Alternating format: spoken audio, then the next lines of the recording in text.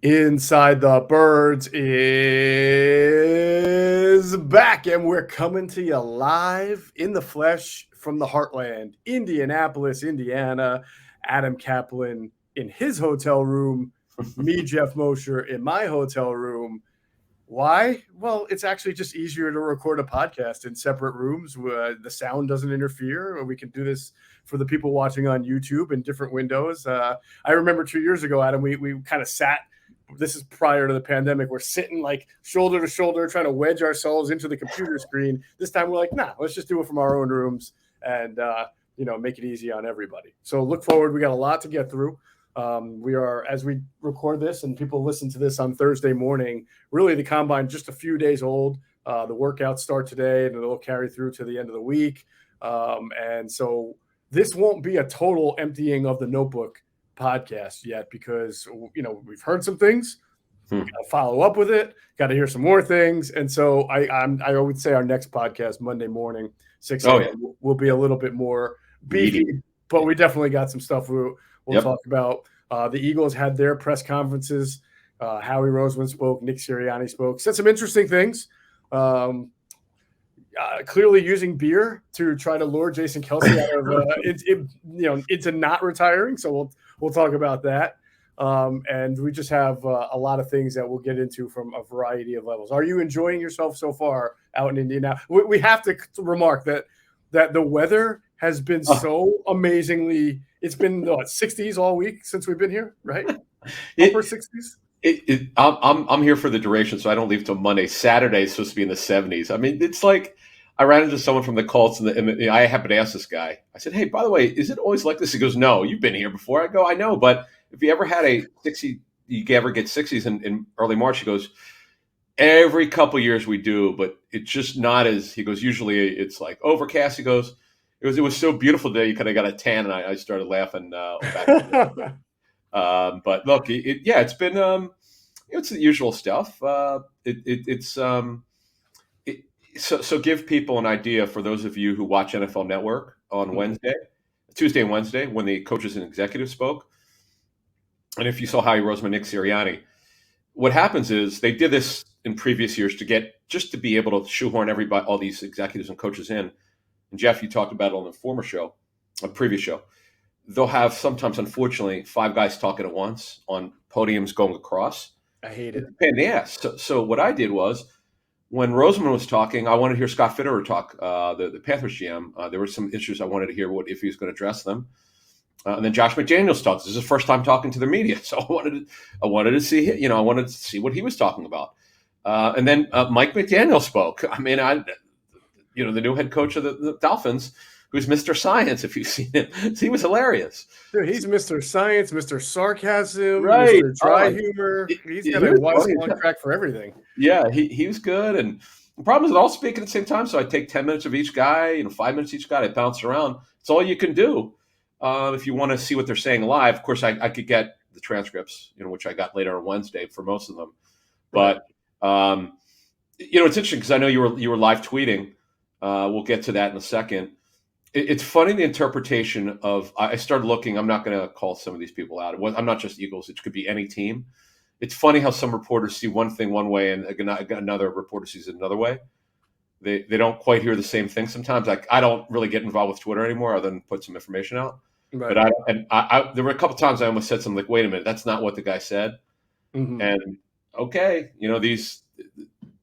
nobody knows any better unless somebody listens to it and goes, wait a minute. If you re-listen, go, wait a minute, that's right. That's not what the guy said. I think sometimes some of these reporters have something in their mind they thought he said. Mm-hmm. They might want to go back and just make sure, because I think what happens here is, trying to interpret what they're saying, what they mean, are two different things. Right. And that's going to be part of the takeaways when we get on what Sirianni, in particular Howie Roseman, the Eagles GM, said.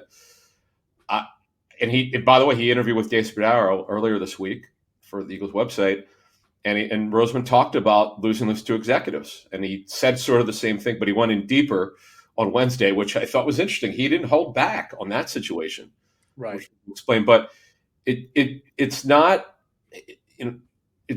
he had nothing against the 2 guys that left. He's friends with them, But he really opened up the Pandora's box for the NFL to start looking at this.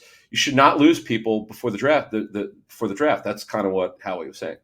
Yes, I agree with him. I think he made a really valid point. Unfortunately, this has been going on for a while, and it sort of, in my opinion, from a league unbiased, that you're just if you're the commissioner, right, or the competition committee or whatever you want to call it. Yep. You picked the time that you lost 2 and almost lost. It could have maybe lost 3. I mean, we still don't know about Andy Weidel with Pittsburgh, where he apparently interviewed, but you chose the worst possible time for your organization to suddenly bring that public. Why didn't you do that 3 years ago, 5 years ago? How come other teams aren't outwardly talking about that? It seems like it's such a you're only complaining about it because it hurt you right now. You know what? That was part of my look at that. But Roseman brought up it's an issue for the league. There's no question. They remember when Joe Douglas got blocked to interview. Was it during a playoff run? Mm-hmm. He got blocked to interview for a GM job. Now you can't do that anymore. You have to. Doesn't matter what your reasons are. You cannot block someone to interview for a GM job. Right.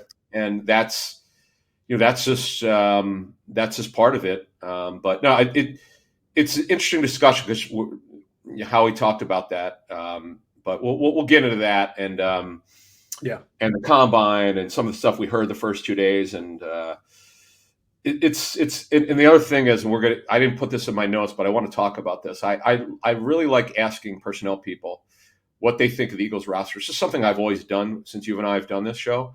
It's a great idea. I'll say this. They have a high respect for the Eagles front office, but I would say this also. They don't think it's a great roster. They thought that the head coach, who they didn't know, these people we spoke with this week, they didn't know a whole lot about and thought he might have gotten the job prematurely last year. They got a ton of respect for Nick Sirianni. That definitely came through. Yeah, I agree with you. I've talked to a couple of people, and I'll add to it that it's really important. Like, context matters in every conversation you have.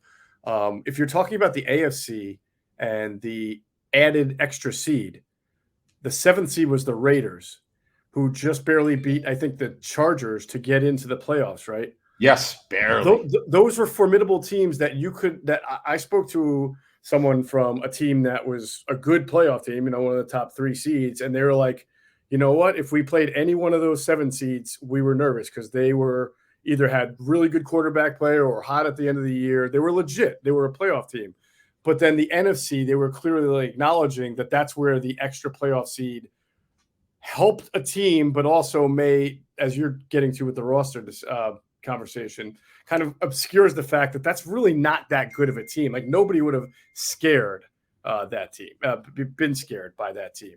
So, but that you're going to see that year to year. One team's going to be more, one conference will be stronger than another. But in this case, certainly no doubt, the 7th seed in the AFC compared to the 7th seed in the NFC is not even the same conversation, really. So, good stuff on that. Speaking of good stuff, I thought our last show with Greg Cosell, the Intel with Greg Cosell that dropped Wednesday morning, was a must listen for Eagles fans because it's directly related to free agency and directly about cornerbacks and safeties. Now, I don't know how active the Eagles will be at cornerback through free agency. We talked about that, but certainly at safety, you almost think they have to make a move. And I thought Greg did a great job of bringing to light some names that aren't household names that he thought would be really good fits for what the Eagles do, for what Jonathan Gannon wants to do, which we'll get into later in the show. But I thought it was a really good breakdown by Greg because it made people kind of consciously aware of names that maybe they weren't looking at before. Yeah, you brought some really good names. Is it just the safety for the Texas job? No, don't give away the content now. You got to make them go listen. But what I'm saying is you brought up a bunch of names on there that either I didn't think they'd be available or I just wasn't sure the system fit. And the great thing is Greg, we never sent him. In fact, I don't think we're going to send him a list anymore. He has it in his mind because he's as we talked about with Greg on the this particular show. No one in the NFL sees more tape than him of 32 teams because he has to as part of his job. to break down for the matchup show on ESPN. And it's just amazing, his recall. And as you said, he knows the Eagles scheme, though I do believe there are going to be some adjustments in the scheme. That's one I was going to hold this for Monday, but I did get some stuff. This is, as I said, the last pod. I was going to be on a mission to figure out from people who work with Gannon, because we talked to them after he was hired. I would say 75% turned out to be true. And the other 25%, I just think that you're a victim sometimes of the talents that you're given. Yes. I think that's, I think that's part of, on the show we talked with Greg, as you said, we won't give it away, but man, we got deep into the weeds more than we normally do with him. Yep. About what they're going to be conceptually going forward and what they could be, which I thought was a great talk. Right. Next week's show will be on pass rushers. We'll break down all the free agent pass rushers. That'll surely be a topic that people will want to listen into. And obviously the Eagles play a different style of defense and line formation now. So maybe not the normal names you would expect to look for in the past for the wide 9 front. We might be talking about some different names for this new defense that the Eagles sort of play. So make sure you hear that. Check that out. Adam, on the flight over to Indianapolis from Philly, I was watching the unedited version of Trey Thomas's Trey on the tape, and people must have been wondering why some dude in aisle 16 was cracking up so loud that he was being obnoxious. And it's not my fault. Trey said to me, "Here, I did something a little creative at the end of the video. Just tell me what you think." And what he did was he sang the Golden Girls theme song. Which what's funny? I barely, for those of you who are under 40 who probably never heard of it, Golden Girls they're all passed away, unfortunately, I think. No, I don't think B. Arthur passed no, away, she's. I hate to even look. I can't believe I'm looking this. You're making me look this up. No, I don't know. Don't do it. Okay. But here's the thing: she was Maud. Remember you? Oh yeah, I remember. I'm actually old enough to remember that. Yeah. Then there's Maud with Bill Macy. Yeah, she passed away in 2009. But I could not believe he broke into that at the end, because you had told me. So I was like, I have to watch this. So when I got to my hotel room on Tuesday, I watched the first half of the night. One of the many great things about it's not like he's doing an hour.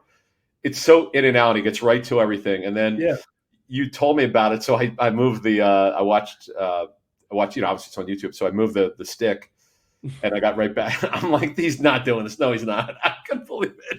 Oh, he was. But now listen, you have to actually see it to experience it. And then I happened to look at the YouTube comments, and people literally fell over. They were like, "This is." You have to appreciate that there's a method to his madness. He didn't just start singing that song out of nowhere. The breakdown, which that's the best part of it, is the education here, is the relationship between two young offensive linemen who are growing together, which is left tackle Jordan Mailata, left guard Landon Dickerson. And he did a study just on them, on how the communication was going, how they're working their pass sets. He went through the times where they got good punches versus those times where they were catching, the catch technique, which he always points out he's not a big fan of. So it was great. It was perfect for the topic, and Trey weaves it in the way only Trey can do with his great personality. Here's the thing, though, on that, and this is going to tie into the show today. You had asked Sirianni at his press conference. I think, you correct me if I'm wrong. No, that was me. And it's funny because that plays into what Trey's talking about. Do you want to mess with that? We've said for months now, we felt Kelce would probably come back, but we have more information on that. Not only what Sirianni talked about, which was hilarious, but kind of what we've heard. But let's say he doesn't come back for whatever reason. Sure. Do you keep Dickerson at left guard? See, that's the thing. You got this chemistry going, as Trey shows. Why? And Stallin's big when he likes continuity. Why would you want to mess with that?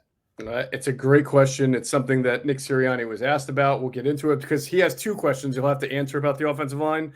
One is, what do you do if Jason Kelce doesn't come back, right? And then the second one is, what do you do if Jason Kelce does come back? Because then you have left guard, right guard, you have three candidates. You have Landon Dickerson, you have Isaac Seumalo, you have Jack Driscoll. And that was discussed in the press conference. We'll get to that as By the way, very quick, I love your new name is Captain Shoehorn. What? You know, I'm getting that. You shoehorn another question. I love it. You I know what you're saying. folks, to give you an example, I don't usually ask questions. I'd maybe ask like 3 or 4 a day for the various coaches and executives. I just was curious, some stuff that interests me, and which I thought, depending on the team, I think because certain things happened with certain teams last year that was surprising. Mm-hmm. But so with Geoff, he clearly had some questions he wanted to ask, and he was not going to let anyone. You got your one in, then you shoehorn one more, and you said, and the way these things go, because they're generally free for alls, but you were so positioned so well in the middle there, you could not be missed, and you were live tweeting as you were asking the question. And I thought it was great. I am a good multitasker like that. You are, man. I get everything I need. You shoehorn, man. Nobody's shoehorn better than you, man. For reasons that shall remain between you and I. Okay. And you're like, well, why are you saying that on a podcast? We're just going to keep it between you and I. Sorry, but that's what's going to happen here. You and I know why I felt like I had to get as many questions in as possible there and maybe shout them out over, right? You know what I'm saying? I had to get my questions in because you don't always get opportunities fairly, if you know what I'm saying. Yes. All right, let's move on. We'll get into all of the topics we're going to talk about. First, Hoops fans, the latest offer from DraftKings Sportsbook, an official sports betting partner of the NBA, is too good to pass up. I'm talking between the legs, 360 windmill dunk good. New customers can bet just $1 on any team and get $150 in free bets if they win. It's just that simple. DraftKings Sportsbook customers can also bet on the NBA with same-game parlays. Those are my favorite. Combine multiple bets from the same game for a bigger payout. The more legs you add, the more money you can win. DraftKings is safe, secure, and reliable. Best of all, you can deposit and withdraw your cash whenever you want.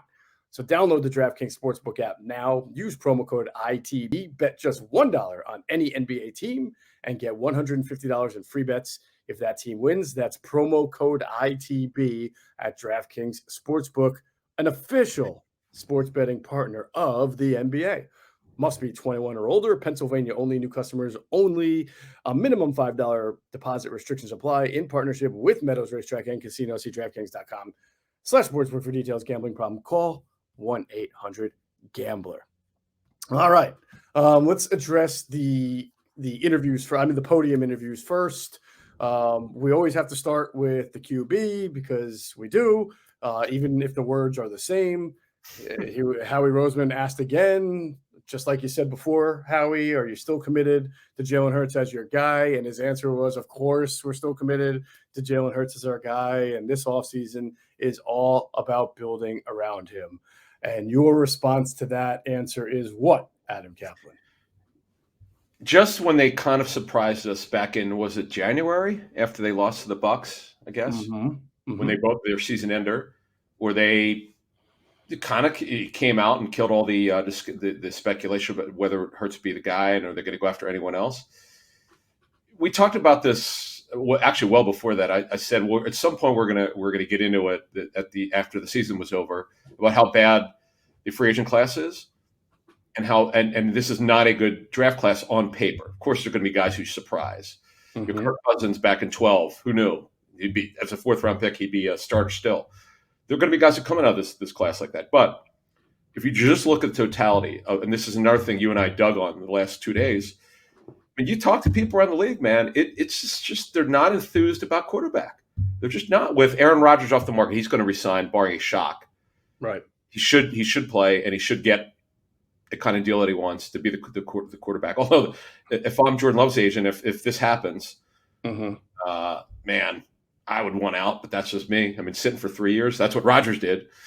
But then they the Packers traded Favre to the Jets. But you got the situation at quarterback now that the Seahawks are not right now willing to trade Russell Wilson.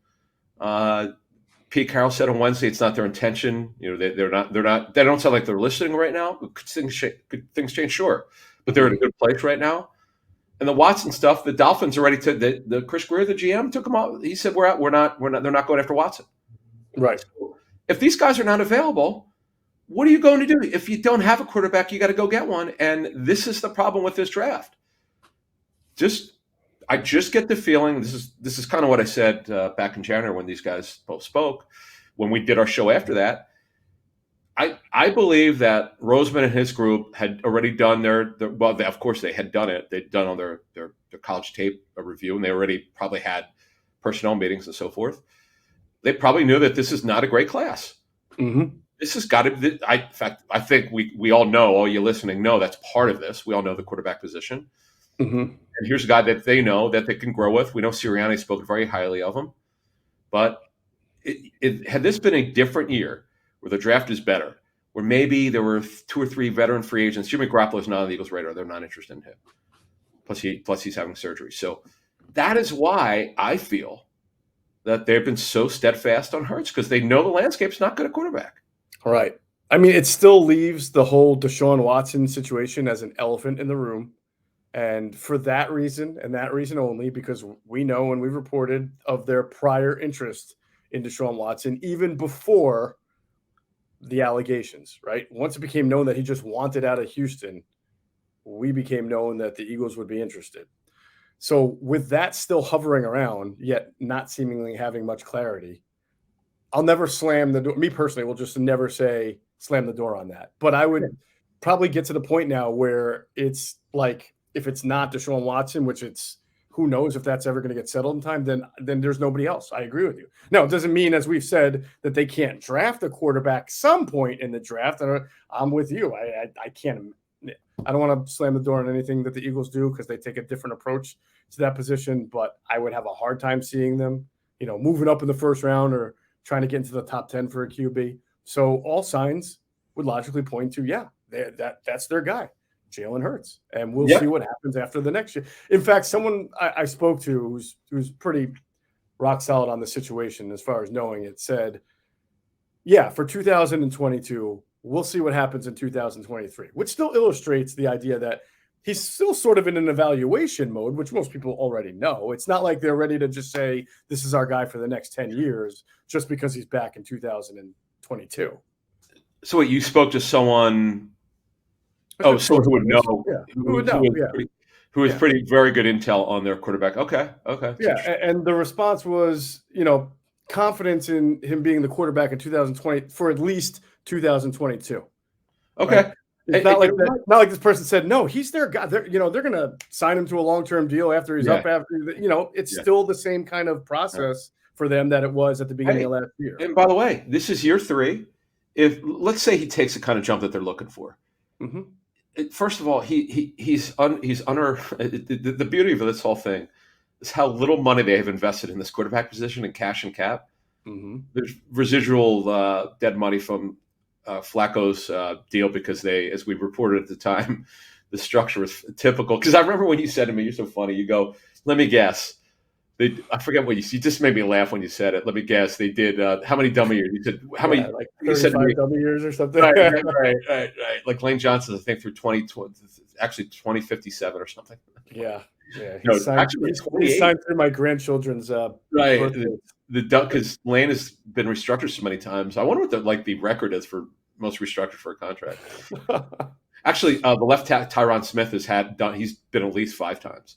Oh my God. Yeah, he's got a long one. But I would say that, look, if he does well this year, I said this when you and I talked about this last year around this time, they're going to know. Whereas this year, I think part of it, I know part of it is because of the landscape of the quarterback position. I came in thinking one thing, but I wanted to hear what people, guys who we talk to, personnel people in particular, because coaches around the league, a lot of them are not super invested in the quarterback evaluation unless you're a quarterback coach or offensive coordinator that that team needs a quarterback, but they're not quite there yet in their evals. But all the personnel people you and I have spoken to are. And they seem to agree. It's just not a great class. Now, there are going to be some guys who will talk to Greg when we talk to him later, I don't know, whenever those shows are in early April, late March, in terms of the quarterback class. There are going to be some sleepers. There are going to be some guys that teams like, and maybe the Eagles like a sleeper in the 3rd or 4th round. Look, again, as I use the Kirk Cousins drafting, if I'm not mistaken, that's when Washington drafted Robert Griffin III in the 1st round. And took Kirk Cousins in the 4th, and boy, did Mike Shanahan get skewered on that one. What are you taking in a quarterback in the fourth? Mm-hmm. You just took RG3. This is why you stick to your board. 100% why you do it. I remember when Gil Brandt told me when they didn't draft Joe Montana in '79, they felt that they had too many quarterbacks on the roster. And he said that was their biggest mistake is not going by their board. Just take it. Doesn't matter. It's like with Tom Brady. I know these are extreme, but it's just to give you an example of if that's what your grade is, take them and don't worry about it. Just because if you're right on your grade, if you're right on the grade, you could hit a home run. There you go. There you go. Hey, one thing more I wanted to add on Jalen Hurts, because this kind of falls in line with a lot of our reporting on his ankle injury. When it happened, we had reported, I think we're the only ones that reported that it was more than just an ankle sprain, that he had that bruising going and discomfort in the heel area. And then if you remember, the NFL Network reported after the season that he wound up having a minor ankle surgery, right? No, we had added to that report that there was some bone spur removal going on there, which is routine. It's nothing major. But one thing I heard while I was out here is that he's still kind of dealing with some lingering soreness in the upper leg area that is likely the result of favoring the leg while he was playing those last few games on an ankle that was not 100%, or I guess an ankle to the foot that was not 100% because of that ankle injury. And other stuff that he had.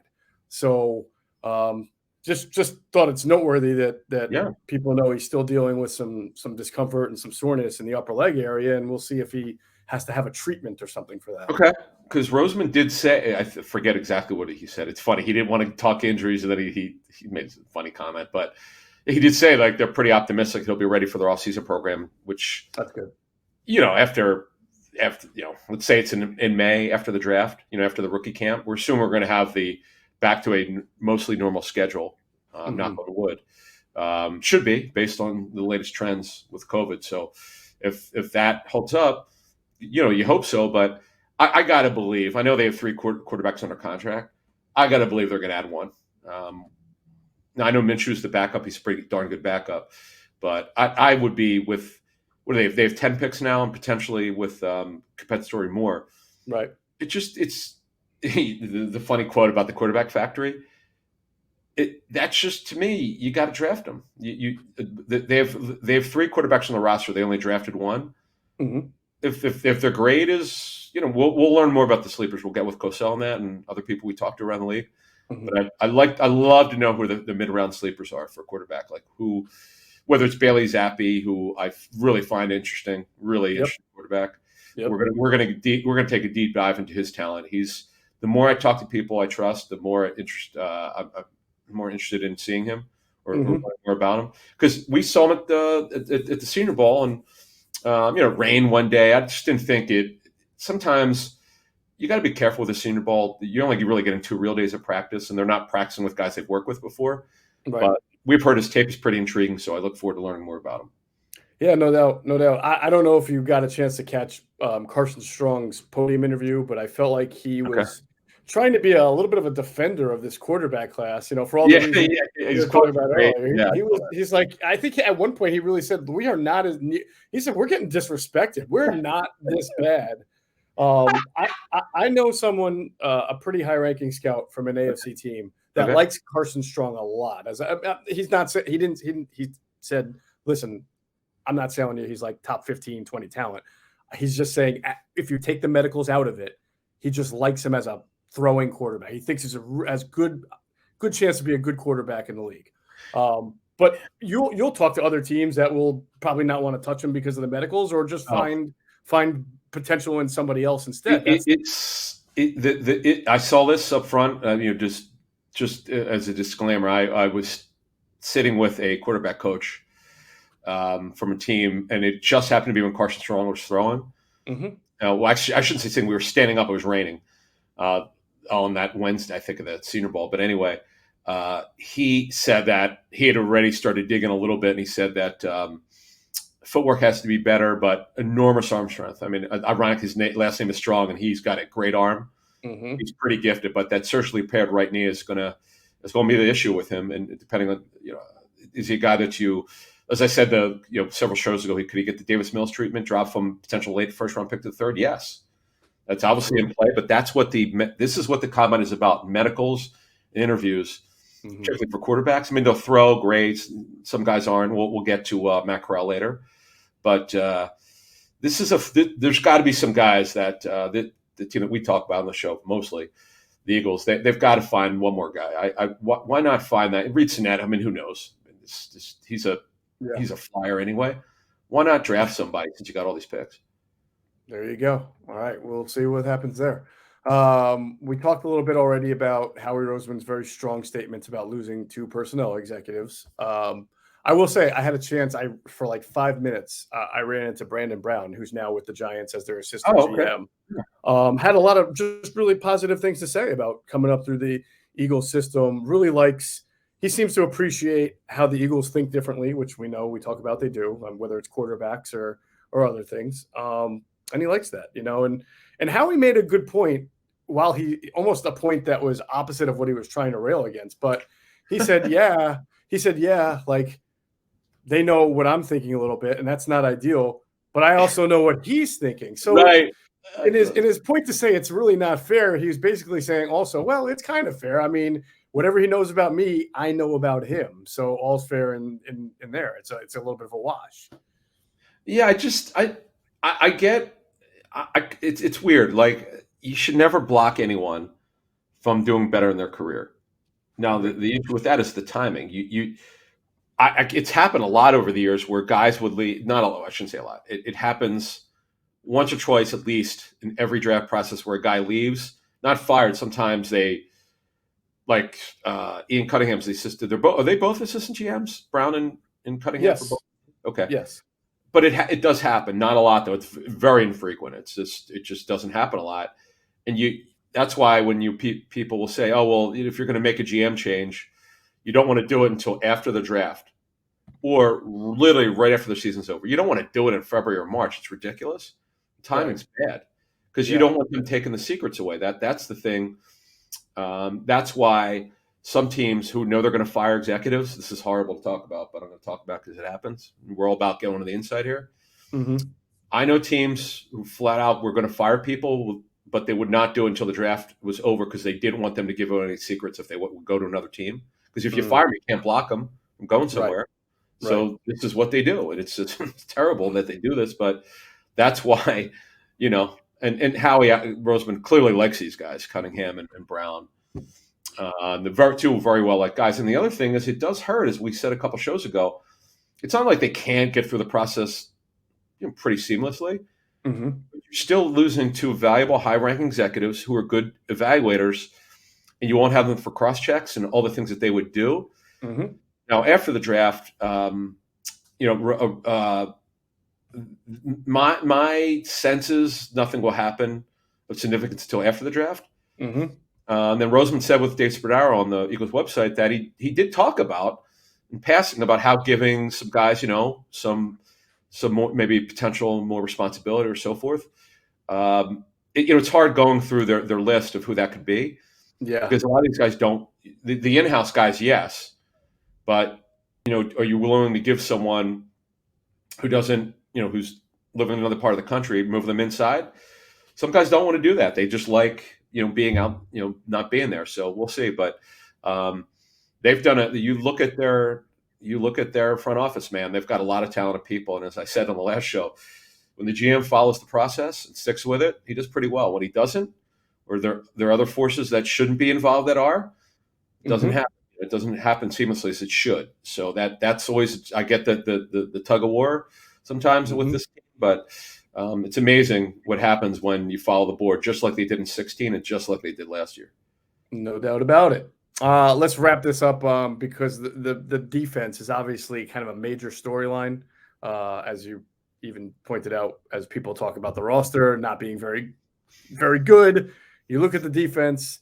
Howie Roseman did not really mince words. I mean, he basically said, I'd be surprised if we didn't do anything in the draft at defensive end. But he was people are really, at least by the questions that are being asked and even what we get from people sending us questions, there's like a concern that Howie and the staff are trying to reinvent the wheel to accommodate Jonathan Gannon's new defense. Like they're going to have to start pulling in players that they don't ordinarily pull in. And Howie, from my tea leaf reading was basically saying, look, most of the players, most of the defenses nowadays, you have a lot of turnover. Like guys can adapt. It's not that big of a deal. And I believe him that. He did, however, mention the Jim Schwartz concept of linebacker versus the Jonathan Gannon concept of linebacker. And I think that's important for this offseason because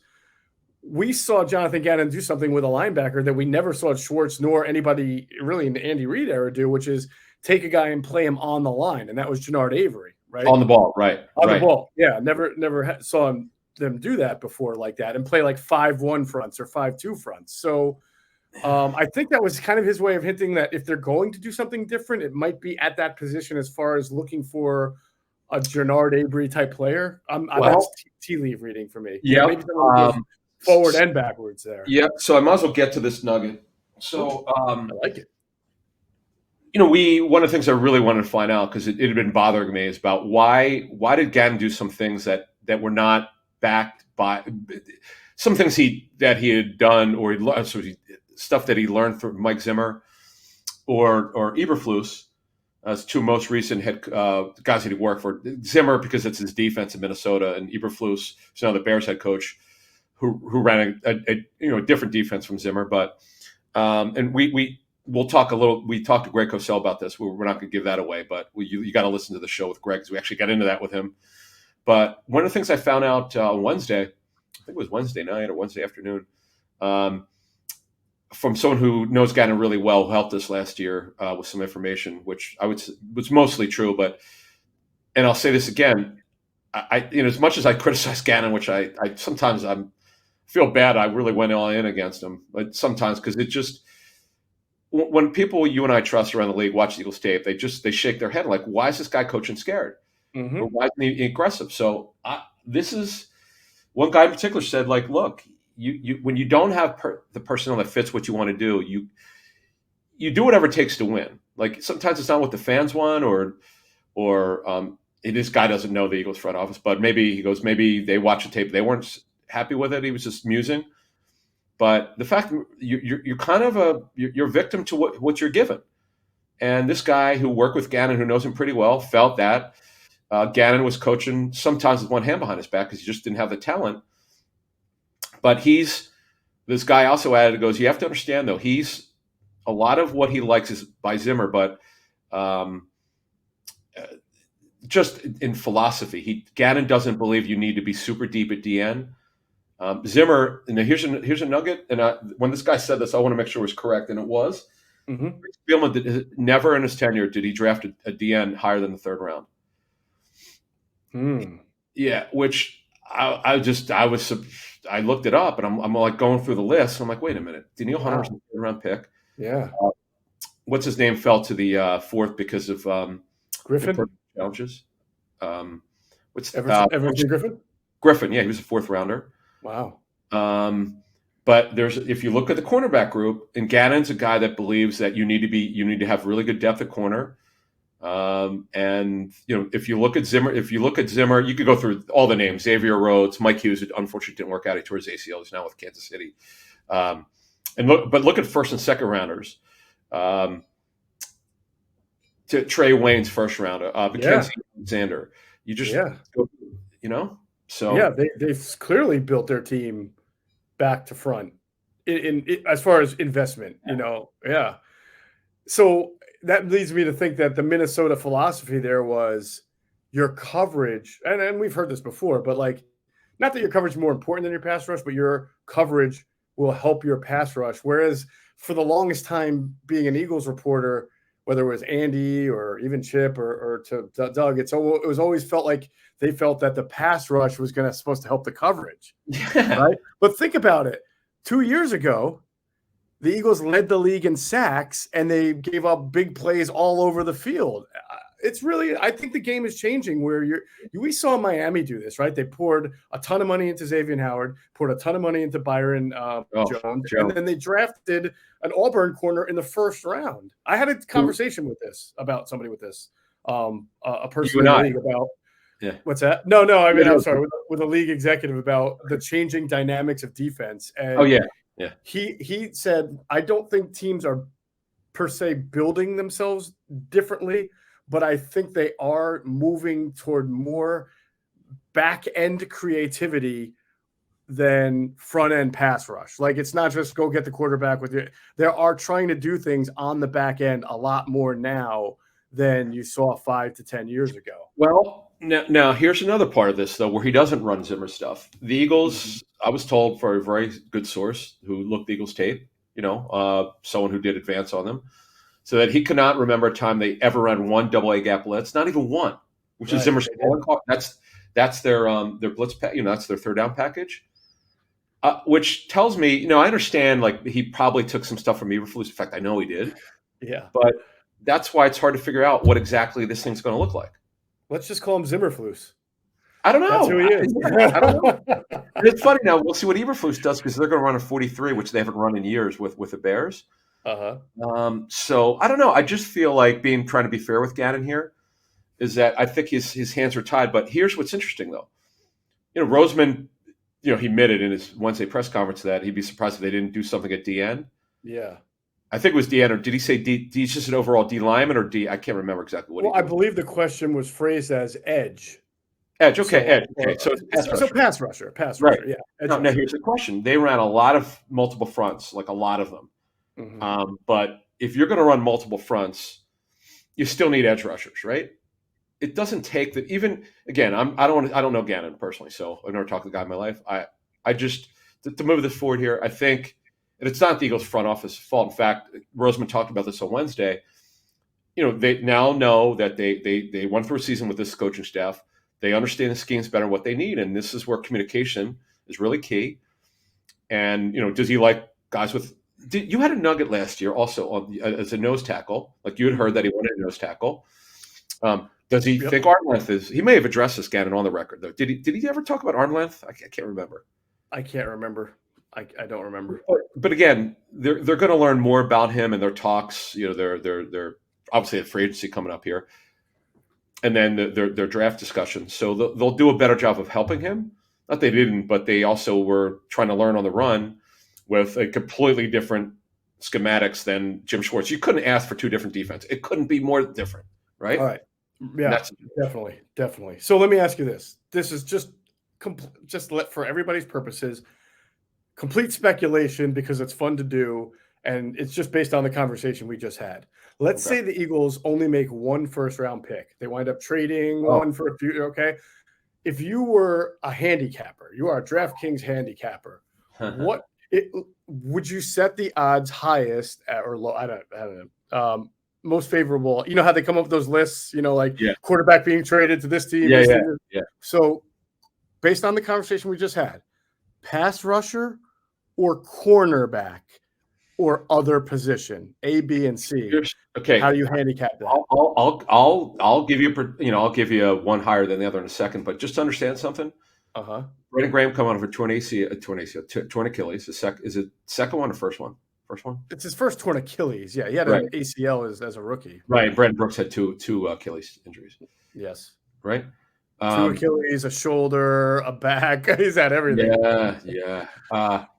But the thing is, when you look at this, you have to take that consideration. I understand, like you run and look 3 years. Coaches will tell, the executives will tell you, excuse me, that they always look 3 years out. In fact, a couple of these GMs talked about that on Wednesday.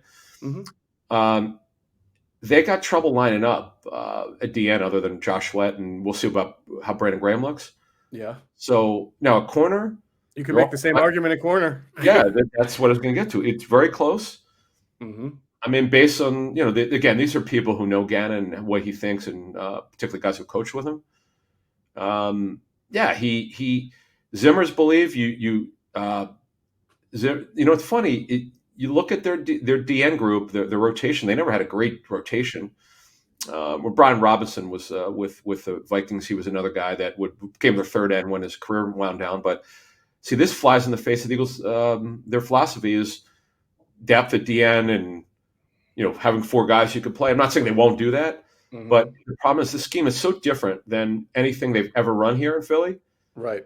It does tell you that maybe they need stand-up pass rushers. Maybe that's what they do now. Maybe they don't play so much on the ball now. If they find a good edge rusher, let's say they find a really good stand-up pass rusher. I'm not saying the kid from Temple, Hassan Reddick, would come here, who's done great the last 2 years for the Panthers. But someone like that who could just flat out fly to get the quarterback, who cares if he's not a 4.3 DN? It's just he's an edge rusher. Figure it out. Right. So no, I think you're right, and that throws that whole linebacker thing back into not that. Are they going to get a linebacker that has a pass rush acumen like Jannard Avery has to play a bigger role than Jannard Avery did? He didn't really. He was just in the body. He didn't really rush the passer enough. I mean, I was flummoxed. I thought for sure once they started playing some 34, and I know you talked about the 5-1 and 5-2, but when they started doing some 34. I'm like, man, let this guy rush. And he was just like an on-the-ball guy. He wasn't really running. Hassan Reddick, just so you understand, folks, he's a run and chase guy. He doesn't do what Avery does. You'll never use him like that. To bring in, for people who've asked us about Hassan Reddick, I'll just address this now before we get out of here. You would have to change. Gannon would have to change his philosophy for Reddick to work here because he's strictly a run and chase guy. That's all he does. He's not on the ball. You're going to let him rush, that's all he does. And he's unbelievably explosive and his motor's ridiculous. So you're saying he's no help to your run defense. You almost don't have, there's no reason to play him on first and second down. No, he's a incredibly high motor. The Cardinals misused him. They just butchered that until his last year. They started letting him, because they could never figure out what to do with the guy. Playing an inside linebacker, that didn't work. The Panthers figured out under Phil Snow, the former Temple D coordinator, who Matt Rule hired as his D coordinator here, or with the Panthers.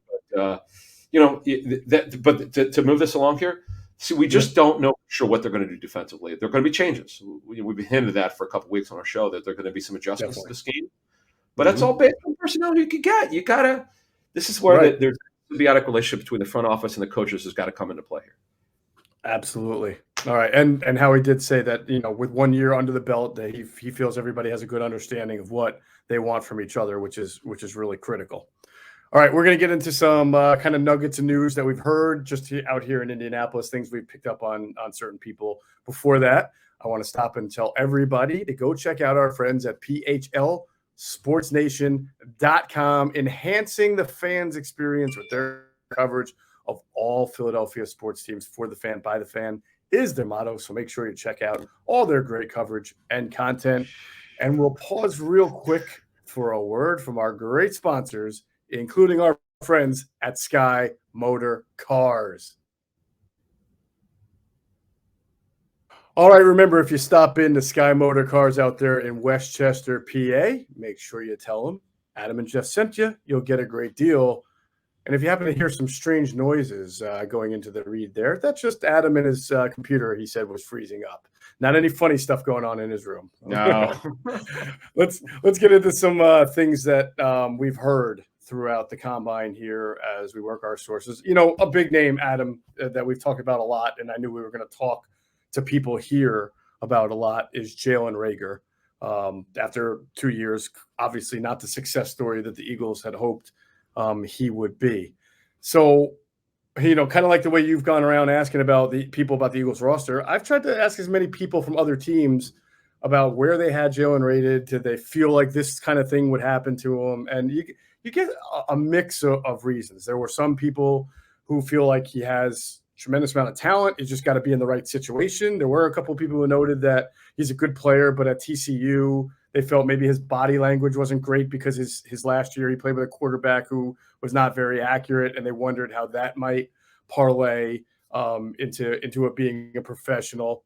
And but for the most part, like the people who had him, who believed in him as either a mid to late first or early second pick, still think he has talent, and they think it's been a rough situation for him The Justin Jefferson comparisons obviously are there, and that's probably not easy in Philly. They're kind of observing that from afar. But the teams I've spoken to who liked him coming out of the draft still believe in his talent, right? And one team that I heard say like a don't be surprised is Jacksonville as a team that might want to, see if Jalen's available because there's a connection there. I mean, obviously Doug was part of the staff that drafted him. I don't know if they've made any communications. I'm not reporting anything like that. I'm just saying that there's this vibe out there that the Jaguars would be a team that like him, right? And I've heard that they like the player, but we'll see if what develops out of that, if anything. Well, here's the thing. Actually, I could add just based on what I knew in terms of Peterson's interest in the player when he was with the Eagles. Mm-hmm. I don't know if we put this out then. I'd certainly have known this. Peterson was the highest of all their coaches on Reagor. So I'll never ask you who you spoke to this week. It's not, we don't do that. We don't discuss sources, but right. You obviously talked to someone who, or maybe other teams, couple teams. Yeah, maybe they knew, maybe they've known. I don't know who. Obviously you feel strongly about this in terms of maybe that the Jaguars will have some interest now or maybe later. Who knows? But if you look at their depth chart right now. We talked about DJ Chark. His contract's up. Mm-hmm. Marvin Jones is on the final year of his deal. He's got some money that vests to guaranteed money. It's not a lot, but it does vest soon. So he turns 32 next week. They got Laviska Shenault, who's really not been quite whoever drafted him thought they'd be. He's a very unique receiver. He's got to be used the right way to be successful. He flashes every once in a while, but he hasn't been quite what they thought yet. Mm-hmm. He enters his third year. And the great story for them last year, unfortunately, he got hurt. Jamal Agnew, who's been a special teams returner and a corner, and then he got the Lions moved him to slot receiver in his last year. Because they ran out of players after Chark got hurt, and they had some other guys get hurt at receiver. Oh, and also your guy Laquan Treadwell is a free agent, who was a great story of showing up and showing they could still play in this league, but his contract's up. But Agnew had to play, and he played really well. And then he got hurt. He had a significant hip injury, and they don't have very many receivers left on the roster. So that if the Jags wind up truly being interested in Reagor, it certainly wouldn't be a surprise to me because they need receivers. Mm-hmm. He's young, he's talented, and we'll see what happens. And the other thing is you touched on this. Maybe a change of scenery is good. I know we've talked. It's not the first time we've talked about this. Maybe a change of scenery would be good for him. Who knows? We'll see what happens. Mm-hmm. But if he's here in Philly for his third year, he's because remember Sirianni. One of the many surprising things he talked about in his season-ending press conference was Quez Watkins could be the best number 2 he's coached before. Whatever we've been with. That's still a good, strong statement. Mm-hmm. That seemingly makes Reagor no better than their third receiver or slot receiver potentially, because maybe Quez plays more on the outside next season. So who knows? But it's interesting nuggets you have here on Reagor. We'll see what happens. Yeah. You heard Howie say in his press conference at the podium that they're committed to, he said that they need to see Jalen kind of take that step next year. Obviously, they need to see that. I would have also liked to hear from both either Howie or Nick Sirianni more than just like we need more from Jalen, but kind of like, well, what's your blueprint for that? I mean, this is a guy who can sometimes go a bunch of games in a row seeing like 2 to 3 targets a game. So while I understand he dropped passes, he also needs to pick it up. How do you plan to get him more involved in your offense to be able to pick it up? It's twofold here. I'm not even saying that it's 50-50 or 80-20 or I'm not trying to do anything other than say it's got to be a two-way street here. You and I talked about this coaching staff and their experience with wide receivers and their background. And so they should be the type of coaching staff to be able to get through, but not just coach him, but devise a game plan where they can get him involved in a way that he's being productive, not just the same old jet sweep or whatever. Like be creative. figure out a way to get the ball in his hand, because you can't improve him if part of the issue is that the quarterback's not seeing him when he's open sometimes, which happens, a couple times a game. Yeah. So look, it's on everybody. Yeah, no, you're right. They all have a piece of it. What's the offseason game plan for him if he's on the roster? He's on the he's obviously on the roster now. He's under contract, but he's with the team this coming season. Right. I'm curious to see what his role could be. Could let's say he's there and he's great OTAs where you go, okay. Because last year, what happened? He had a friend pass away. What was the story last year? He had a friend pass away or something like that. Oh, right around training camp. I right, think, and he was, it hurt him. Right, Yeah. right. It hurt. I understand that, but he did have those spectacular plays. But he also he didn't show up the conditioning test. He didn't pass it the first day, which was alarming. Right. And which made him limited. Which, remember, he was limited for the first week or so of practices. Yeah. I mean, and then we saw, you and I were at training camp in his rookie season before he got hurt. His first injury was a shoulder injury. And everything was on display. Like you saw early on the talent level and why the Eagles liked him so much. He'd high point the ball, make this play. And he had some nice plays before he had a second injury in his rookie season. But we just didn't see any of this. We didn't even see that in the second season. Right. And I'm flummoxed to what I'm not him. That's why I said earlier, is it to the point where you mentioned Jefferson stuff, playing in Philly's tough on him. I don't know. If I understand, he's a good kid. He doesn't smoke or drink. His dad obviously played in the league for the Colts and Eagles, Denver, I think too, right? Did he play for Denver? I know he played for the Eagles, and the Colts. Yeah. Colts and the fact of the matter is, the kid's got talent. As we said months ago, we couldn't find anyone who didn't have at least a second round grade on the guy. This is not the what's the kid's name? Marcus Smith reach. Right. This is different. Like this guy was the best special teams returner in college football his final season. Yep. And that's the other thing. He's not even a good returner. I don't understand this regression from this kid. I don't know him. I just want to know why he is not as good as we said at the time. If this staff, you mention it, Patullo has receiver in his background. Obviously, Sirianni played it in college at Mount Union. Right. Moorhead played in both college and the NFL. Right. Yeah. Played with the Colts. So if these guys can't get this kid straight, you know what? Move him. Yeah. Yeah. Yeah. No, I'm with you. And plus, I'm sort of curious about their direction with him, because there were a lot of wide receivers who went to the podium at the combine and said that they had conversations with the Eagles. So the Eagles are clearly doing diligence at that position at the combine. Remember that you don't get unlimited. You only get 30 interviews or 60. I forget. You get a certain number of interviews at the combine. It's not like the Senior Bowl where you can literally talk to every single person at the Senior Bowl. So if they're doing this much due diligence and they're thinking of drafting a kid at some point, or if they're thinking of signing, like you mentioned, a DJ Chark or somebody else, then he gets further down the totem pole. And it's like, well, how are you going to revive him while you're simultaneously pushing him down the totem pole? And it shouldn't go unnoticed that when they talk about Quez Watkins, they use terminology like he was our number 2 wide receiver, or he had a good year, which he did coming off of his second year. I mean, it sort of feels like they're telling you Jalen's their 3rd receiver right now, and if they were to bring in somebody else, he has the potential to be the 4th.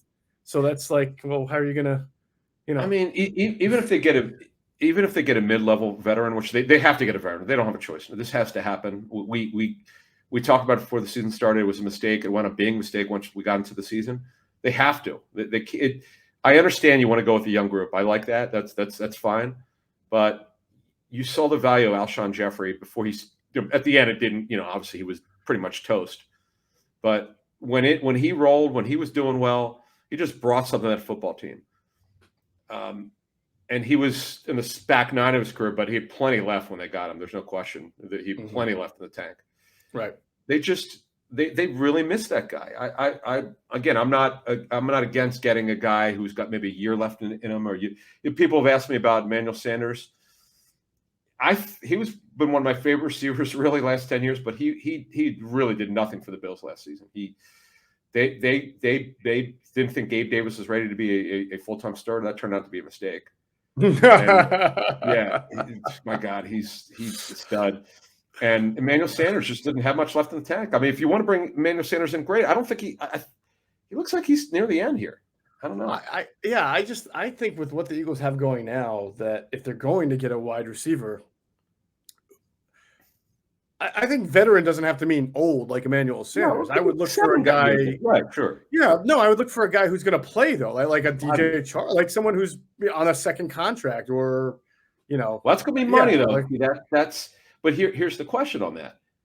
We just outlined Watkins is going to play. Sirianni loves him. Okay. mhm. Devontae Smith is a stud. I mean, he's got to play. He'll only get better. Yes, they need depth. They need more guys to contribute. If Reagor's on the team, you can't count on him at this. Even if he's on the team this season, who knows what he could contribute because he fell off so much. The Eagles have to look at it like this. Whatever they get out of him, if he's with the team this season, is a plus. Act like he's just part of it, but you don't know what he's going to contribute. You can't let a good free agent slow you down. Like if there's somebody you like, you've graded him well, you've got good intel on the guy, bring him in. That's what they got to do. All right. We will see what happens. Stay tuned. Let's get to Jason Kelce. As Nick Sirianni loves to do, gets to the podium, big smile on his face. He's asked about Jason Kelce, and he says, "Hey, I sent the delivery truck to his house. It should get there. The keg should arrive today." He even named the distributor that they used to deliver the beer, which I thought was like, I actually Googled it and it exists. So I don't know if he made it up in his mind and it just happens to be a company with the same name. But yeah. So because I thought he was kidding. Yeah. But now I'm not sure if he's kidding because he literally named the distributor that I found on the website. I love this guy. He's very authentic. He is what he is. He shouldn't have to apologize for being authentic, and he sometimes says things he shouldn't really say. In a way, he reminds me of the late Jim Johnson, but in a different way. But they both will say stuff. Jim would always say, "Oh, I probably shouldn't have said that." He goes, "I don't care." And then Sirianni he goes in places you're like, I've never had a head coach do this before. Like just Lower Merion beer distributor? What? Like what? I love this guy, and he puts it all out there. He doesn't really hide much, although because the other thing was just hilarious. I guess they were playing hoops. He was what are they doing? Free throws? What was it? Yeah. Last year was rock paper scissors, and this year it's 5 free throws.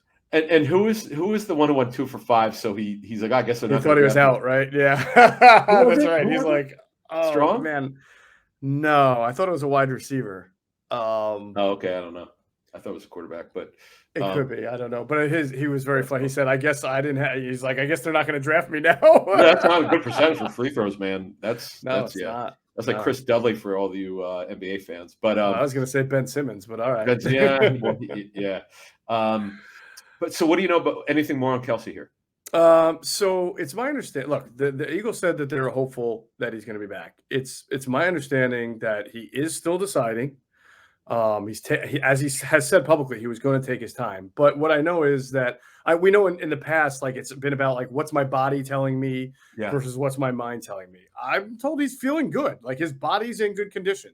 So this decision will be more about his family. He's got a wife. He has 2 kids now. I mean, 5-6 years ago, he didn't have that. So these things are a little bit more of a factor into what he's going to do year to year than they were maybe a couple of years ago, when probably injury was probably more like his bigger concern. But yeah, because we'd said it, I don't know, 2 or 3 shows ago, and I might as well mention it again. He had a knee flare up at some point in the season, but it's just residual wear and tear. It was nothing to be alarmed about. There's no damage or anything like that. And then he was just not listed on the injury report. Yeah, it went away. So you're definitely right. It's not injury related. I'm glad you mentioned that because we don't talk about this enough. Family's really big to these guys. Sure. It's why some guys around the league say, you know what? Although Tom Brady, if he does more interviews, he sure seems like he's hedging now, where he seemed to be pretty resolute. I'm done playing. I know. And then I love what Bruce Arians says. He'll leave the light on for him. Did they play the little corny jingle in the background? Yeah, I love that. He's Tom Bodett. Might as well bring him over. But I just Arians makes me laugh. But no, Jason's pretty much, because he's a father now, and he's obviously a husband. These things are pretty important, man. You want to be around for your kids. You want to be, he's in a good place physically. And then, of course, before we move on to the next subject, I mean, they got to redo his contract if he comes back. We told you that at the time that they put in this this is so ridiculous. They put in a fake bonus. We called it a year ago the poison pill. It's really what it is. Yeah. They have to renegotiate by June 3rd, but they obviously would, and he'll let them know within the next couple of weeks, I'm sure. Right. So we'll see what happens there. And so what else do we have on the agenda here? Well, let's finish. Well, we got a couple of restricted free. We got Boston Scott, who is a restricted free agent. We've talked about the idea that he's really, depending on what they do, he's definitely behind Miles Sanders and Kenny Gainwell. Yep. And you don't even, the Eagles could bring in a running back. So his status is uncertain. So I was told that he's kind of would like to be in a place where he's going to have a better role.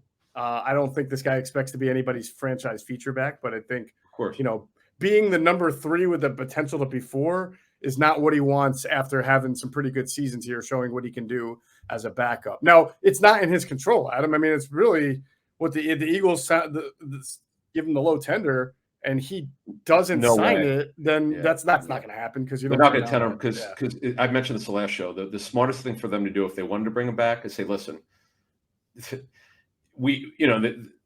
you're Howie, Roseman, whoever would make this call to the agent, listen, we like Boston a lot, but we can't, because of his potential role here, we can't justify $2.1 million. The tender is usually around that number for the low tender. Yeah, but we could bring him back at $900,000. We'll fully guarantee it, and there you go. I'll tell you what, maybe I'm a little bit higher on than most people. I think he'd be a very good number 2 for an NFL team. Obviously, dude, I can think of one NFL team that would probably sign him on the spot just so that he stops killing him. The Giants, yeah, exactly. And they cut not Ruben. They cut Ruben Drone. Devontae Booker. No, that's what I was actually thinking of. But they cut Booker. Yeah, right? Devontae Booker, who had a good season, but they're looking for cash. Yeah, they saved $7 million by cutting Kyle Rudolph and Devontae Booker. And Rudolph did nothing. He broke his foot last year, before the season started. Unfortunately, he wasn't ready to do much for them, and he guy could block though. Yeah, so he's been a good. What a find he was for them. If it was their pro personnel department who found him off the Saints practice squad, give that person a bow. Whoever the hell. I don't even remember. It's been so long ago, but that was a hell of a find for them. Right. All right. So we're kind of both of the mindset that the likelihood, our speculation is that they probably wouldn't tender him. He'd become a free agent and he'll look for a better deal elsewhere if he can get it. Yeah. And based on this note that you had, I mean, it makes so much sense. Why would he come back? He's got to be able his tape is good. He could, in a pinch, if you need him to return kicks, he can, but he's a changeup. He's, to me, a real good. If you give him 8 to 10 touches a game, I think he could be very valuable. He's been good in short yardage, by the way. His short yardage conversions, for the most part, have been pretty good over time. He's built like a fire hydrant. I mean, he's a good player, man. He's as my friend John Hansen calls him, Scott Boston. He loves doing that. When he does well, I think he calls him Scott Boston. But anyway, right. Speaking of the Giants, Adam. We mentioned Boston Scott. That I joked that would be an ideal destination for him, so he could stop killing them. Yeah. But they've got the new coaching staff, Brian Dable, and clearly they were so hurt last year in their backup quarterback arena. There, like, what do you expect? Are you hearing anything on the quarterback front in general, as free agency and things? What do you got? I know there's been all these rumors of Mitch Trubisky, and I wanted to make sure it wasn't agent driven. Well, it could be. I don't know, but. So I checked in with really strong Bill source and said, like, he was just terrific. They didn't know a whole lot about him, when he came over from Chicago. I mean, they watched the tape and all that, whoever it may be. But the thing that is true is he's going to have a lot of interest in free agency. Why? I've been on this now for 3 or 4 months. Folks, this is an historically bad free agent class. And I don't want to, denigrate Trubisky as a player. He took the Bears to the playoffs twice. Now, I understand he was severely overdrafted. That's not in the debate. But he's still young enough. He turns 28. He's pretty athletic. He's got a good enough arm. I know his mechanics have been adjusted. And that may be part of why he did well in practice, I'm told, last year for the Bills. But no one's handing him a starting job. But I do believe he'll be going to compete for one, whether it's Washington or Pittsburgh or the Giants, whoever it may be. He's going to get a chance to compete for a starting job. I'm telling you. this is the thing. I should have used this earlier. I'm an idiot, but this is the best way to look at it. I'm taking this from someone else who gave it to me. I was talking to an agent about this, and I thought this is the best thing I got from these agents this week. He's like, you got to understand it's a supply and demand business. Demand is outweighed supplied. And we weren't talking about Trubisky. He goes, man, if your team needs a quarterback, where are you going to get one? And he goes, it's all about supply and demand. It's too many teams need it this year. They're not enough to go around. Trubisky's going to get a chance. You watch. Wow, very interesting. Well, the Eagles always talk about being a factory. Why wouldn't they be in on it, right? Yeah. And he was their number 2. Josh Allen, obviously, he'll never get a chance to play there. I don't see him going back to Buffalo. And then, Matt Corral, we said the last show that he's okay, and he confirmed it. Only high ankle sprain, no surgery. The typical high ankle is about 2 months if you're not rushing the guy back. He has the benefit of a pro day. That's why he doesn't need to work out here. If he didn't have a pro day, I would bet the house he'd work out here in Indy, but he doesn't have to because he's got his pro day coming up, and then he's got private workouts. So why rush it? But he could work out here if they needed him to. Right. But he's going to be able to do that. And I was just glad that he went on the record and he explained his thought process and so forth. And he's super intriguing, man. We're going to hear a lot more about him, and cannot wait to hear what Cosell says about him. Yeah, that's going to be fun. That is definitely going to be fun. I like Matt Corral. In the few, that I've watched him, I can't say I watch him a ton, but he's athletic. He's got an arm. He's fun to watch quarterback. So I like him. So we'll see. And again, it's like you can take these top 5 and reorder them, and some team has this and some team has that. So it'll be really interesting to see how it all shapes out in, I guess, six weeks from now.